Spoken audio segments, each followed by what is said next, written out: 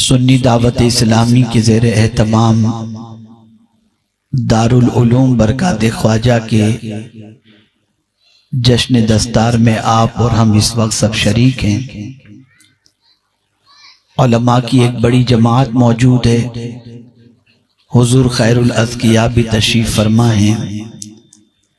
لیکن ایک شخص کی غیر حاضری کا احساس یقیناً ہو رہا ہے، اور وہ شخصیت ہے الحاج شبیر پٹیل رضوی صاحب، جن کے نہ آنے کی وجہ کل ان کا آپریشن تھا اور جس کی وجہ سے وہ بستر علالت پر ہیں اور وہ آج حاضر نہ ہو سکے۔ ہم سب دعا کرتے ہیں کہ اللہ تعالیٰ ان کو درازگی عمر بالخیر عطا فرمائے۔ میں یہاں آنے سے پہلے ان کی عیادت کے لیے حاضر ہوا تھا تو انہوں نے ایک خوشخبری یہ سنائی کہ مشکات المصابیح کی 6 جلد جو گجراتی کے اندر شائع ہونے والی ہے وہ نصف ہو چکی ہے، اور ان قریب انشاءاللہ العظیم اس کا ترجمہ گجراتی میں مکمل ہو جائے گا، اور پھر اہل گجرات کے لیے وہ ہمیشہ کی طرح ایک عظیم کتاب تحفتاً پیش کرتے ہوئے دکھائی دیں گے۔ میرے پیارے آقا صلی اللہ تعالی علیہ وسلم کے پیارے دیوانوں، آج ہم اور آپ جس دور سے گزر رہے ہیں یقیناً وہ بہت امتحان کا دور ہے، بہت آزمائش کا دور ہے۔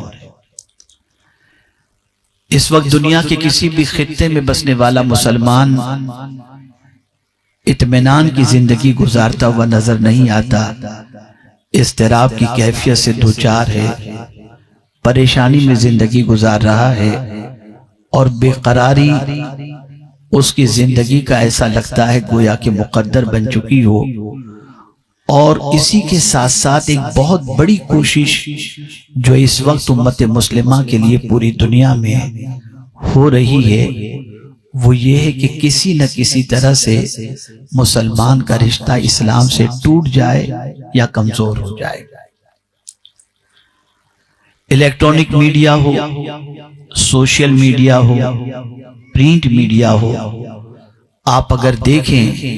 اور اسی کے ساتھ ساتھ ہر اس ڈپارٹمنٹ کے اندر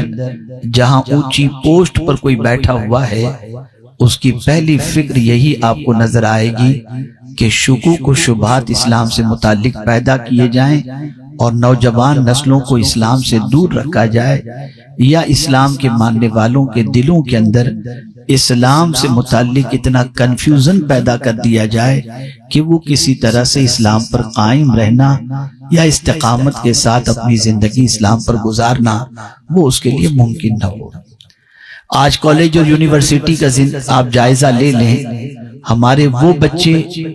جو دنیاوی تعلیم کے لیے کالج اور یونیورسٹی میں قدم رکھتے ہیں، قدم رکھتے ہی ان کی پہلی سوچ یہ بنتی ہے کہ ہم کس گھر میں پیدا ہو گئے اور کس طریقے کے ماحول میں ہم نے پرورش پائی۔ یہ دیکھیے یہاں پر گانا آزادی کے ساتھ، دوسرے مذاہب کے لوگ ہر قسم کی آزادی کے ساتھ برائی کرتے نظر آتے ہیں،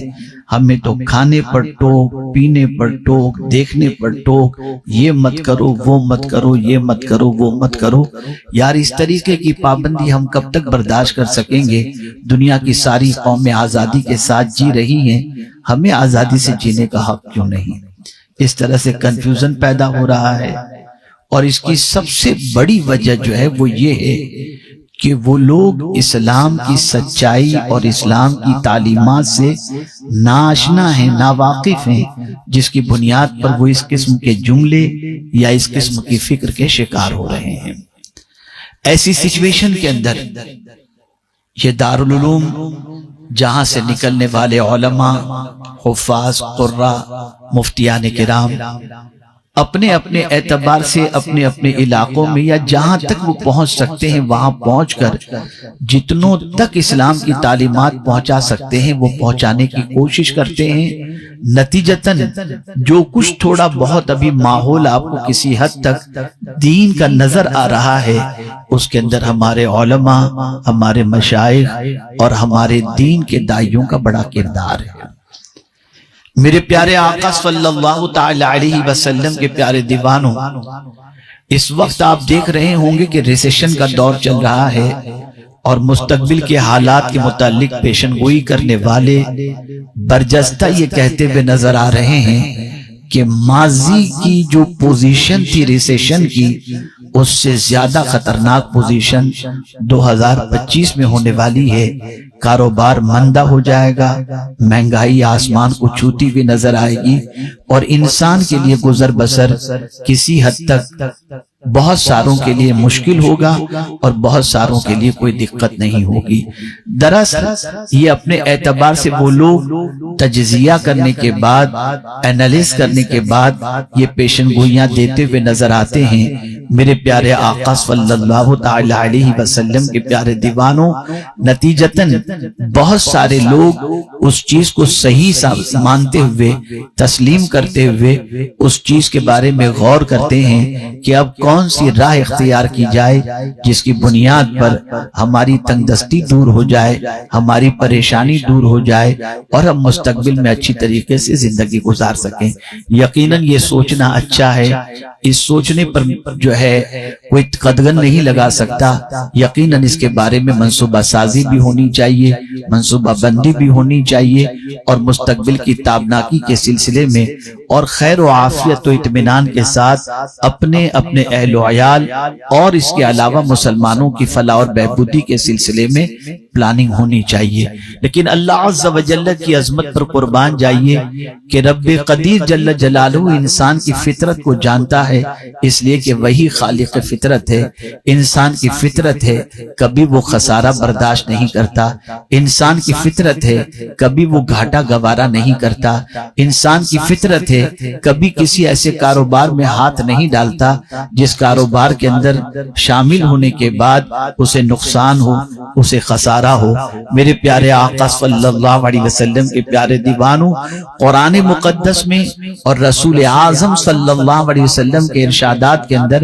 آپ جب بھی گہرائی سے دیکھیں گے تو یہ چیز آپ کو نمایاں طور پر نظر آئے گی کہ اللہ عز و جل اور اس کے پیارے حبیب صلی اللہ علیہ وسلم کے ارشادات کے اندر کبھی صرف دنیا ہی کی کامیابی کی بات نہیں ہوگی، کبھی صرف اخروی کامیابی کی بات نہیں ہوگی۔ جب بھی پیغام اللہ عز و جل اور اس کے رسول صلی اللہ تعالی علیہ وسلم کا آپ پڑھیں گے تو دونوں جہاں میں کامیابی کا نسخہ اس کے اندر آپ کو نظر آئے گا۔ وہ کوئی عمل ایسا نہیں ہوگا جس میں یک طرفہ کامیابی ہو، دونوں جہاں میں کامیابی کیوں کر ممکن ہے، یہ اللہ عز و جل اور اس کے پیارے حبیب صلی اللہ علیہ وسلم کے ارشادات کے اندر آپ کو ملتا ہوا دکھائی دے گا۔ میں نے سورہ فاطر کی ایک آیہ کریمہ کی تلاوت کا شرف حاصل کیا جس میں پروردگار جل جلالہ خسارے سے کون بچے گا، نقصان سے کون بچے گا، اور وہ کون سی تجارت ہے جس میں گھاٹا ہے ہی نہیں، جس میں نقصان ہے ہی نہیں، اسی کی طرف میرے پروردگار نے رہنمائی فرمائی۔ اور پروردگار ارشاد فرماتا ہے تین اعمال کے تذکرے کے ساتھ، ان الذین یتلون کتاب اللہ، بے شک جو اللہ کی کتاب کی تلاوت کرتے ہیں۔ یہ پہلا کام، اللہ کی کتاب کی تلاوت۔ میرے پیارے آقا صلی اللہ تعالی علیہ وسلم کے پیارے دیوانوں، اللہ کی کتاب کی تلاوت کا بے شمار اس کے فائدے موجود ہیں۔ اللہ کی کتاب کی تلاوت کے آپ اگر احادیث کے ذخیرے کو دیکھیں اور تلاوت کو اللہ عز و جل نے کہاں کہاں منسوب کیا، اور خود رسول رحمت صلی اللہ علیہ وسلم کو رب قدیر نے جس چیز کا حکم دیا اس میں تلاوت کے بارے میں بھی آپ کو ارشاد ملے گا۔ آپ دیکھیں اللہ کی کتاب کی تلاوت یہ کتنی عظمت والی چیز ہے، کتنا عظیم کام ہے۔ میرے پیارے آقا صلی اللہ تعالی علیہ وسلم کے پیارے دیوانوں، اللہ عز و جل تلاوت کو اپنی طرف بھی منسوب کرتے ہوئے ارشاد فرماتا ہے تلک آیات اللہ نتلوہا۔ اللہ اکبر! آپ اندازہ لگائیں رب قدیر نے تلاوت کو اپنی طرف بھی نسبت فرمائی اور ساتھ ہی ساتھ پروردگار نے اپنے محبوب صلی اللہ علیہ وسلم سے بھی فرمایا اتلو ما اوحیا، میرے محبوب جو آپ پر وحی کی گئی اس کی تلاوت کرو۔ یہاں سے آپ اندازہ لگا سکتے ہیں کہ تلاوت کتنی معنی خیزی رکھتی ہے، اللہ کی کتاب کی تلاوت کی کتنی عظمت موجود ہے۔ بلکہ اگر ہم دیکھیں تو ہزارہ سال پہلے انسانوں کی زندگی میں انقلاب پیدا کرنے کے لیے جس رسول کی آمد کی دعا حضرت ابراہیم علیہ السلام نے خانہ کعبہ کی تعمیر کے بعد فرمائی، وہ دعا یہی تو تھی، ربنا وابعث فیہم رسولا منہم یتلو علیہم آیاتک ویعلمہم الکتاب والحکمہ ویزکیہم انک انت العزیز الحکیم۔ ایسے رسول کے آنے کی دعا اور ایسے رسول کے مبعوث ہونے کی دعا انہوں نے فرمائی تھی جو رسول محترم صلی اللہ علیہ وسلم اللہ کی کتاب، اللہ کی آیتوں کی تلاوت کریں۔ یاد رکھیں میرے پیارے آقا صلی اللہ تعالی علیہ وسلم کے پیارے دیوانوں، جب کوئی بندہ اللہ کی کتاب سے اعراض کرنا شروع کر دے، جب کوئی بندہ اللہ کی کتاب سے تعلق توڑ دیتا ہے اور جب اللہ کی کتاب کو طاق کی زینت بنا دیتا ہے، اللہ کی کتاب سے اپنے رشتے کو کمزور کر دیتا ہے، اللہ کی کتاب کو پڑھنا چھوڑ دیتا ہے، تو پھر پروردگار جل جلالہ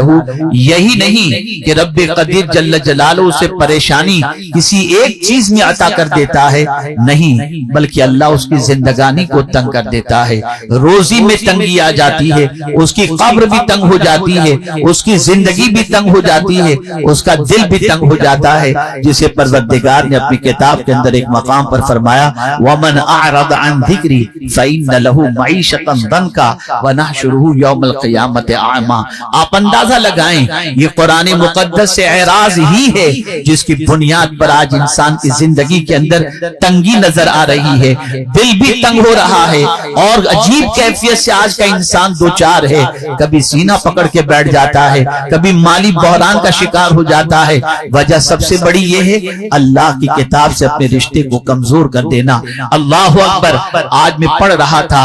حضرت ابن عباس رضی اللہ تعالیٰ عنہ کا ایک قول، ثم رددناہ اسفل سافلین الا الذین آمنوا۔ اللہ عز و جل نے جن لوگوں کو اسفل سافلین کا شکار کیا،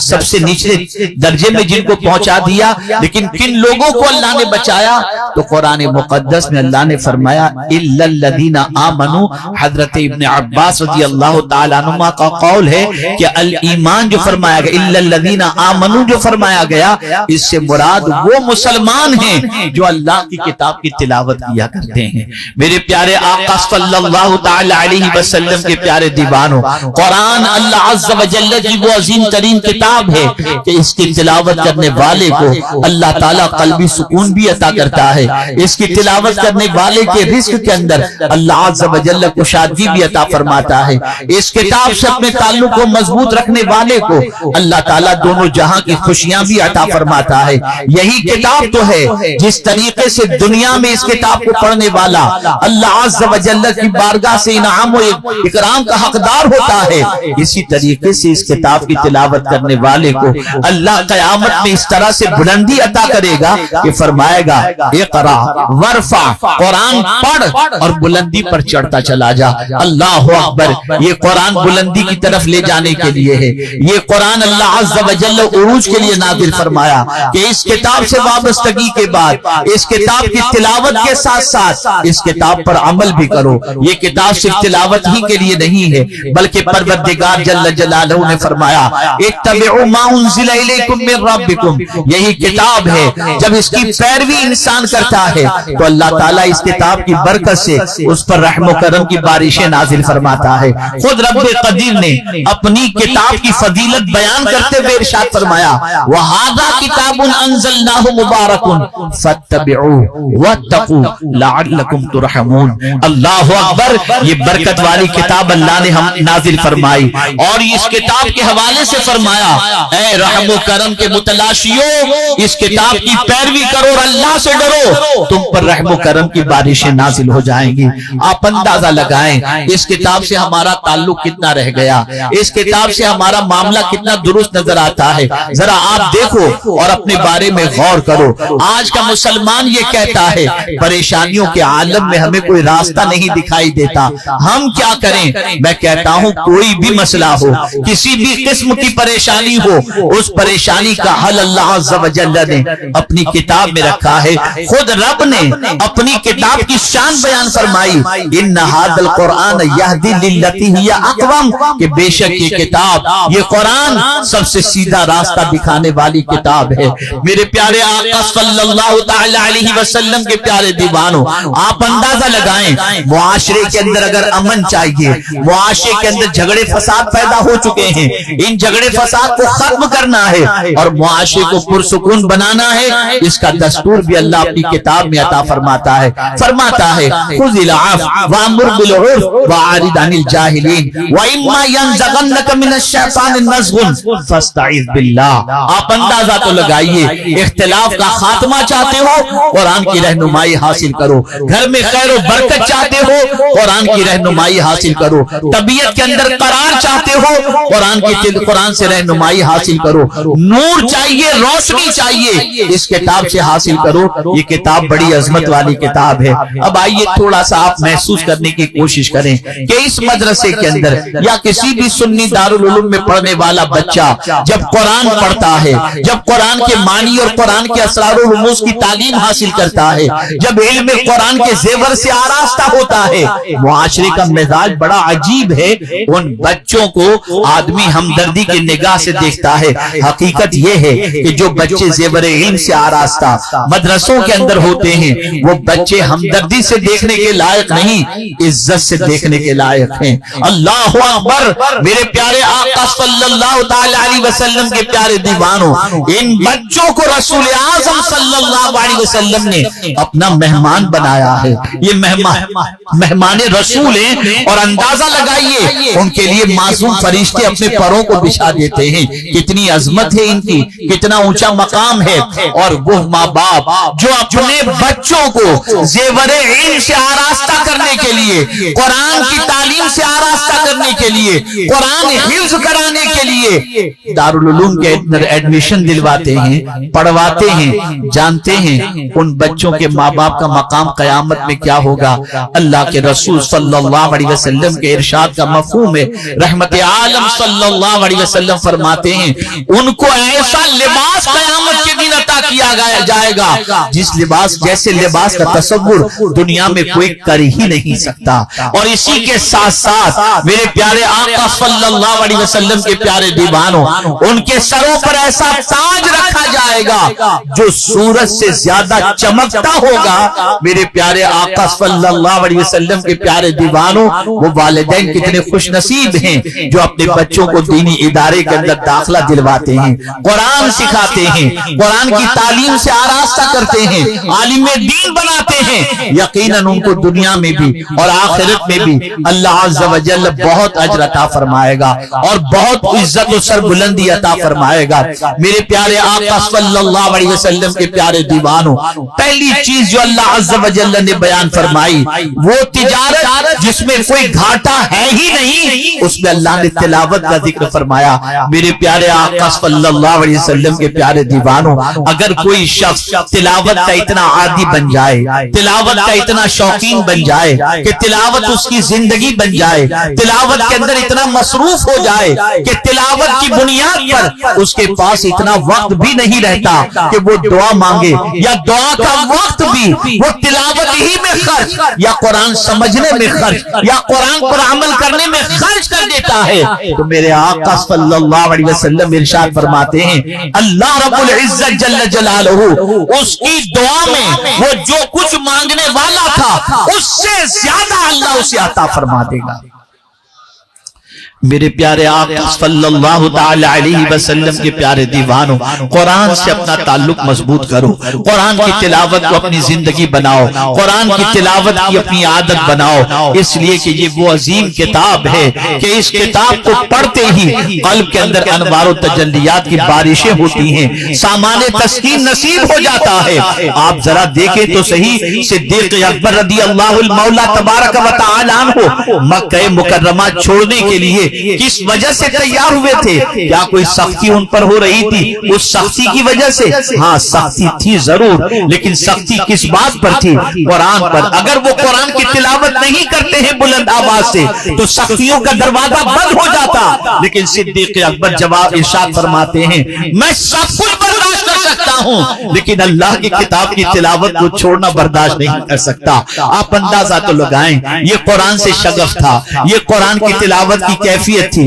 یہ قرآن مقدس کی تلاوت کی عادت تھی۔ آج ہمارے گھروں کی پہچان ناچ گانے اور باجے تماشوں کی آواز بن گئی۔ کل تک ہمارے گھروں کی پہچان یہ تھی کہ ہمارے گھروں سے قرآن کی تلاوت کی آوازیں آتی، ہمارے گھروں سے اللہ عز و جل کی تلاوت کی آواز، اللہ عز و جل کی کتاب کی تلاوت کی آواز آتی۔ آپ جانتے ہیں مدینے کی گلی میں رات کے سناٹے کے اندر جب حضرت فاروق اعظم رضی اللہ المولا تبارک و تعالی عنہ گزر رہے تھے، کسی گھر سے رات کے سناٹے میں تلاوت کی آواز آتی ہے، پڑھنے والا قرآن کی آیت کی تلاوت کر رہا تھا، ان عذاب ربک لواقع۔ یہ آیت کریمہ جیسے ہی فاروق اعظم کے کانوں سے ٹکرائی، فاروق اعظم رضی اللہ تعالیٰ عنہ پر غشی طاری ہوئی، وہیں پر آپ بے ہوش ہو کر کے گر پڑے۔ پتا چلا ہمارے گھروں کی پہچان قرآن کی تلاوت تھی۔ مسلمانوں ذرا سوچو تو صحیح، جس گھر میں قرآن کی تلاوت ہوتی تھی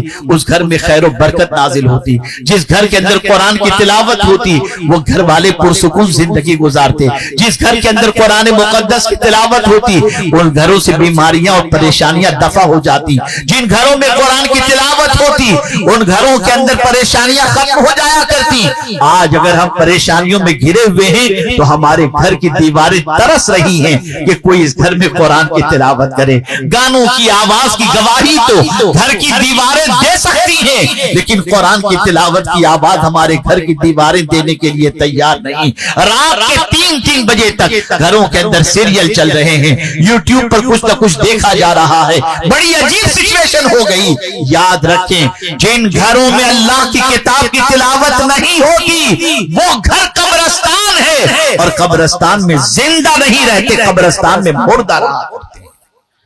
اس کتاب سے اپنے تعلق کو مضبوط کرو، اور اس کتاب کی تلاوت کا جو عادی ہوگا کبھی خسارے میں نہیں ہوگا،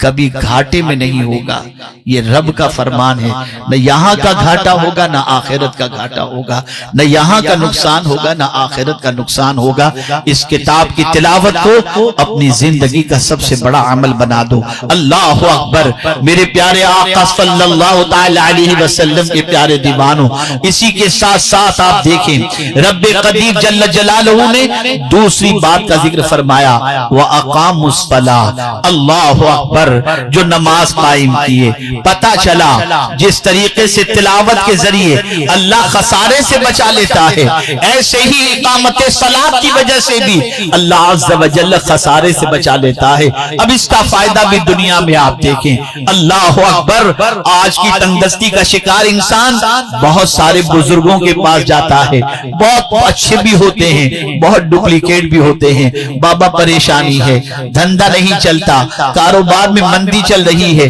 گاہک دکانوں پر نہیں آتے۔ حضرت کسی نے ہمارے کاروبار میں بندش تو نہیں کر دی، غرض کہ یہ ساری چیزیں ہوتی رہتی ہیں، اور اس طریقے کی چیزوں کے سلسلے میں کبھی پریشان حال اچھے لوگوں کے پاس پہنچتے ہیں جہاں سے صحیح رہنمائی ملتی ہے، اور کبھی ایسوں کے پاس پہنچتے ہیں جن کو خود کو رہنمائی کی ضرورت ہوتی ہے۔ نتیجتاً شکار ایسے ہو جاتے ہیں کہ مال جو کچھ تھا وہ بھی چلا جاتا ہے، اور کبھی کبھی تو عورتیں اپنی آبرو بھی گنوا کر کے آ جاتی ہیں۔ میں آپ کو بتاؤں، آپ چاہتے ہیں تنگدستی سے آپ کا چھٹکارا ہو جائے، آپ چاہتے ہیں کہ روزی کی تنگی دور ہو جائے، آپ چاہتے ہیں کہ اللہ تعالیٰ مال کے اندر خیر و برکت عطا فرمائے، آپ چاہتے ہیں کہ اللہ تعالیٰ رزق کے اندر فراوانی پیدا فرما دے۔ سب کے وظیفے آپ نے سنے ہوں گے، میں آج اللہ کا عطا کردہ ایک وظیفہ آپ کو بتاتا ہوں، اللہ کا عطا کردہ ایک عمل آپ کو بتاتا ہوں۔ میرا رب فرماتا ہے، اے رزق کے متلاشیوں، بھائیوں اور رزق کی تنگی کے شکار لوگوں،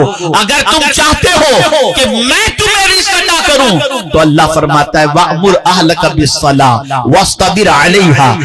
لَا نَسْأَلُكَ رِزْقًا نَحْنُ نَرْزُقُكَ۔ اللہ فرماتا ہے اپنے گھر والوں کو نماز کا حکم دو اور تم بھی نماز پر قائم رہو۔ اللہ فرماتا ہے میں تم سے روزی نہیں مانگتا، میں تمہیں روزی عطا کروں گا، اور جو رب روزی دینے کا وعدہ کر رہا ہے وہ وعدہ خلافی نہیں فرماتا، بلکہ اس کی شان تو یہ ہے ان اللہ لا یخلف المیعاد، کہ بے شک اللہ وعدہ خلافی نہیں فرماتا۔ نسخہ عطا فرما دیا، نماز قائم کرو، خود بھی نماز پڑھو، اپنے گھر والوں کو بھی نماز کا پابند بناؤ۔ جو رسول اعظم صلی اللہ تعالی علیہ وسلم مسجد کے اندر آنے والے ننھے بچوں کے رونے کی آواز پر اپنی نماز مختصر کر دیتے کہ بچے کے رونے کی وجہ سے اس کی ماں کو تکلیف ہو رہی ہوگی، وہی رسول اعظم صلی اللہ علیہ وسلم ارشاد فرماتے ہیں کہ 7 سال کا بچہ ہو تو نماز کا حکم دو، اور 10 سال کا بچہ ہو جائے تو مار کر نماز پڑھاؤ۔ میرے پیارے آقا صلی اللہ تعالی علیہ وسلم کے پیارے دیوانوں، اتنا نماز کے سلسلے میں شدت کے ساتھ حکم اور قائم کرنے کا حکم کیوں ہے؟ تو میرے پیارے آقا صلی اللہ علیہ وسلم کے پیارے دیوانوں، یہ نماز ہی ہے جو بے شمار برکتیں اپنے دامن میں لیے ہوئے ہے، یہ نماز ہے جو بے حیائی سے روکتی ہے، یہ نماز ہے جو عاجزی پیدا کرتی ہے، یہ نماز ہے جو تکبر سے پرے رہنے کی تعلیم دیتی ہے، یہی نماز ہے جو بندے کو خدا سے قریب کر دیتی ہے، یہی نماز ہے جس کی بنیاد پر انسان بہت ساری ترقیوں کی منازل طے کرتا ہے۔ نماز افضل العبادات ہے۔ میرے پیارے آقا صلی اللہ تعالی علیہ وسلم کے پیارے دیوانوں، اقامت صلاۃ کے بارے میں فرمایا گیا، اس کے ارکان و شرائط کے ساتھ، ان کے وقتوں کے ساتھ، اس کی اچھی طریقے سے شرعی اعتبار سے رعایت کے ساتھ نماز کو قائم کرو۔ جب تم نماز قائم کرو گے تو اب اس کا فائدہ صرف دنیا ہی میں نہیں بلکہ اللہ قبر میں بھی عطا فرمائے گا، حشر میں بھی عطا فرمائے گا۔ قبر میں نماز کا فائدہ اس طریقے سے ہوگا کہ رسول اعظم صلی اللہ علیہ وسلم ارشاد فرماتے ہیں کہ قبر کی روشنی نماز ہے، جو دنیا میں نماز پڑھے گا اللہ قبر کے اندر اس کی تاریکی کو، قبر کی تاریکی کو دور فرما کر قبر کو منور و مجلہ فرما دے گا۔ میرے پیارے آقا صلی اللہ تعالی علیہ وسلم کے پیارے دیوانوں، اب آپ دیکھیں، ہم اپنا جائزہ لیں، اپنا احتساب کریں، اپنے بارے میں غور کریں۔ ہم نماز تو کسی حد تک پڑھتے ہوئے نظر آئیں گے، کچھ لوگ نماز کے پابند بھی نظر آئیں گے، لیکن اگر ہم نماز دیکھتے ہیں تو وہ نماز جس کے بارے میں اللہ عز و جل نے اس مومن کی نماز کے بارے میں فرمایا، جس مومن کی نماز اسے کامیابی سے ہمکنار کرتی ہے، جب ہم مومن کی نماز کا جائزہ لیتے ہیں تو آج کے مسلمانوں کی نماز کا جائزہ اگر لیں، آج کے مسلمانوں کا الا ماشاءاللہ بہت ساروں کی نمازوں کے اندر ایمان والوں کی جیسی نماز ہونی چاہیے ویسی نماز نظر نہیں آتی، بلکہ نماز کا معاملہ دوسرا نظر آتا ہے۔ اب ایمان والے جن کو رب قدیر کامیابی عطا فرماتا ہے، ان کی نماز کی سچویشن کیا ہے؟ تو قرآن کہتا ہے قد افلح المؤمنون الذین هم فی صلاتهم خاشعون، وہ نماز میں خشوع اختیار کرتے ہیں، ان کی نماز میں خشوع ہوتا ہے، اللہ اکبر، وہ نماز میں گریہ و زاری کرتے ہیں، ان کی نمازیں اس طریقے سے ہوتی ہیں کہ ان کی نماز ان کو برائیوں سے بھی روکتی ہے، اور ان کی نماز کا حال یہ ہوتا ہے کہ رب قدیر جل جلالہ کے قرب کی دولت سے انہیں وہ نماز مالا مال کر دیتی ہے۔ آج ہماری نماز کیسی نماز ہے؟ اگر ہم اپنی نمازوں کا جائزہ لیں، ہماری نماز میں خشوع بھی نظر نہیں آئے گا، ہماری نماز میں خضوع بھی نظر نہیں آئے گا، بلکہ ڈرتے ہوئے میں کہہ رہا ہوں کہ کہیں کوئی مجھ پر حکم نہ لگ جائے، لیکن منافقین کی جو نماز کا تذکرہ قرآن میں کیا گیا، اگر مسلمانوں کی الا ماشاءاللہ نماز کو دیکھا جائے تو وہی طریقہ ان کا نظر آتا ہوا دکھائی دے گا، اور وہ طریقہ کون سا ہے؟ تو قرآن منافقین کی کی نماز کے بارے میں کہتا ہے اذا قاموا الی الصلاۃ قاموا کسالی، اللہ اکبر، ان کی نماز کے اندر وہ سستی سے نماز ادا کرتے ہیں، بالکل مردے کی طرح نماز ادا کرتے ہیں، نہ رکوع برابر ہو رہا ہے، نہ سجدے برابر ہو رہے ہیں، نہ قیام برابر ہو رہا ہے۔ فقی ابو اللیث سمرقندی رحمت اللہ تعالی علیہ نے اس قسم کی نماز کا تذکرہ کرتے ہوئے ارشاد فرمایا جو لوگ نماز کے اندر ادھر ادھر دیکھتے ہیں، اللہ کی رحمت اس بندے سے مخاطب ہو کر کہتی ہے، اللہ عز و جل ارشاد فرماتا ہے کیا مجھ سے بھی بہتر کوئی ہے جسے تو نماز کی حالت میں دیکھ رہا ہے؟ آپ اندازہ لگائیں۔ اور رسول اعظم صلی اللہ علیہ وسلم کا ایک ارشاد میری نظروں سے گزرا جس میں پیغمبر رحمت صلی اللہ علیہ وسلم ارشاد فرماتے ہیں کہ اگر کوئی شخص نماز میں ادھر ادھر دیکھتا ہے تو اللہ عز و جل اس کی آنکھوں کی بینائی کو سلب کر لے، اس کے امکانات ہوتے ہیں۔ میرے پیارے آقا صلی اللہ علیہ وسلم کے پیارے دیوانوں کہ کہیں اس کی آنکھوں کی بینائی سلب نہ ہو جائے جو نماز میں ادھر ادھر دیکھتا ہے۔ نماز خضوع کے ساتھ ادا کریں، خشوع کے ساتھ ادا کریں۔ میرے پیارے آقا صلی اللہ تعالی علیہ وسلم کے پیارے دیوانوں تو رب قدیر جل جلالہ نے دوسری بات فرمائی وَأَقَامُوا الصَّلَاةَ، یعنی پہلی چیز جو اللہ کی کتاب کی تلاوت کرتے ہیں، دوسری چیز جنہوں نے نماز قائم کی، اور تیسری چیز اللہ عز و جل ارشاد فرماتا ہے ان الذین یتلون کتاب اللہ وَأَقَامُوا الصَّلَاةَ وَأَنفَقُوا مِمَّا رَزَقْنَاهُمْ سِرًّا وَعَلَانِيَةً، ہم نے جو ان کو روزی عطا فرمائی اس میں سے وہ خرچ کرتے ہیں، چھپ کر بھی خرچ کرتے ہیں، ظاہر میں بھی خرچ کرتے ہیں اور باطن میں بھی خرچ کرتے ہیں۔ اللہ اکبر، یہ بات اچھی طریقے سے ذہن میں رکھیں۔ میرے پیارے آقا صلی اللہ تعالی علیہ وسلم کے پیارے دیوانوں اولیاء کے بارے میں اور متقین کے بارے میں اگر آپ دیکھیں تو قرآن یہ کہتا ہوا نظر آتا ہے کہ یہ کتاب کن کے لیے ہدایت کی کتاب ہے؟ تو اللہ فرماتا ہے ھدی للمتقین الذین یؤمنون بالغیب ویقیمون الصلاۃ ومما رزقناہم ینفقون۔ جو متقی ہوتا ہے نا وہ اللہ کے نام پہ لٹاتا ہے، اللہ کے نام پہ خرچ کرتا ہے، اور یہ نہیں کہ ردی خرچ کرتا ہو بلکہ نیکی کو اس وقت تک یہ خرچ پہنچ نہیں سکتا یہ انفاق جب تک کہ اپنی پسندیدہ چیز اللہ کی راہ کے اندر خرچ نہ کریں۔ لن تنالوا البر حتی تنفقوا مما تحبون۔ میرے پیارے آقا صلی اللہ علیہ وسلم کے پیارے دیوانوں اور آیت کے آگے کی ٹکڑے نے انسان کے ضمیر کو جھنجھوڑ دیا ہے اور انسان کو متنبہ کر دیا وما تنفقوا من شیء فإن اللہ بہ علیم۔ اللہ اکبر، جو چیز تم اللہ کے نام پہ خرچ کرتے ہو نا اللہ جاننے والا ہے۔ اللہ اکبر، کوئی چیز چھپی ہوئی نہیں۔ اب ہم دیکھیں اپنی زندگی کے اندر کہ ہم اللہ کے نام پہ کیا خرچ کرتے ہیں، جو ہمیں پسند نہیں ہوتا